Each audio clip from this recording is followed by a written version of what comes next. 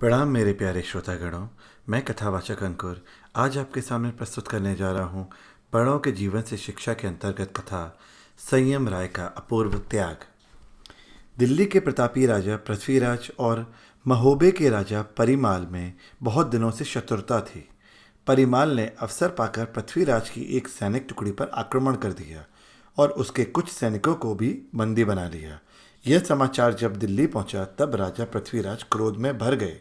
उन्होंने सेना सजाई और महोबे पर आक्रमण कर दिया। महोबे के राजा परिमाल भी बड़े वीर थे। उनकी सेना में आला और ऊदल जैसे वीर सामंत थे। आला ऊदल की वीरता का लोग अब तक वर्णन करते हैं।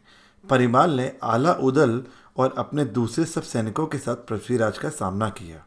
बड़ा भयंकर युद्ध हुआ, लेकिन दिल्ली की विशाल सेना के आगे महोबे के वीर टिक नहीं सके। राजा पृथ्वीराज विजयी हुए। महोबे की सेना युद्ध में मारी गई।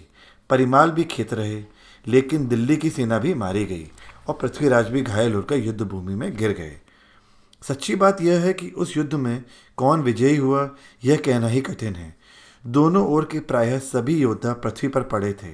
अंतर इतना ही था कि महोबे के राजा और उनके वीरों ने प्राण छोड़ दिए थे और पृथ्वीराज तथा उनके कुछ सरदार घायल होकर गिरे थे। वे जीवित तो थे, किंतु इतने घायल हो गए थे कि वे हिल भी नहीं सकते थे।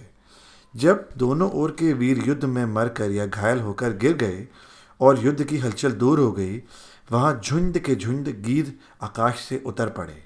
वे मरे और घायल लोगों को नोच नोच कर खाने लगे। उनकी आंखें और आते निकालने लगे। बेचारे घायल लोग चीखने और चिल्लाने को छोड़कर और कर भी क्या सकते थे। वे उन गीधों को भगा सकें इतनी शक्ति भी उनमें नहीं थी।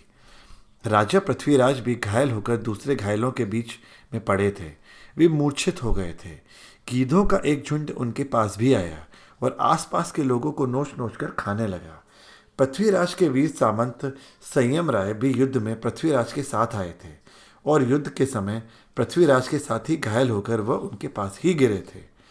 संयम राय की मूर्छा दूर हो गई थी, किंतु वे इतने घायल थे कि उठ नहीं सकते थे। युद्ध में अपनी इच्छा से ही वे राजा के पृथ्वीराज के अंगरक्षक बने थे। उन्होंने पड़े पड़े देखा कि गिद्धों का झुंड राजा पृथ्वीराज की ओर बढ़े जा रहा है। वे सोचने लगे, राजा पृथ्वीराज मेरे स्वामी हैं। उन्होंने सदा मेरा सम्मान किया है। मुझ पर वे कृपा करते हैं। उनकी रक्षा के लिए प्राण दे देना तो मेरा कर्तव्य ही था। युद्ध में तो मैं उनका अंगरक्षक बना था। मेरे देखते देखते गीध उनके शरीर को नोच कर खा लें तो मेरे ऐसे जीवन को धिक्कार है। संयम राय ने बहुत प्रयत्न किए, किंतु वे उग नहीं सके। गिद्ध पृथ्वीराज के पास पहुंच गए थे।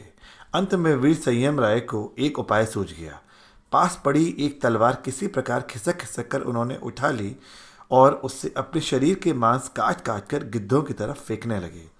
गीधों को मांस से कटी बोटियां मिलने लगीं तो वे उनको झपट्टा मारकर लेने लगे। मनुष्यों के देह नोचना उन्होंने बंद कर दिया। राजा पृथ्वीराज की मूर्छा छूटी। उन्होंने अपने पास गीधों का झुंड देखा। उन्होंने यह भी देखा कि संयम राय उन गीधों को अपना मांस काट काट कर खिला रहे हैं। इतने में पृथ्वीराज के कुछ सैनिक वहां पर आ गए। वे राजा और उनके दूसरे घायल सरदारों को उठाकर ले जाने लगे, किंतु संयम राय अपने शरीर का इतना मांस गिद्धों को काटकर खिला चुके थे कि उनको बचाया नहीं जा सका।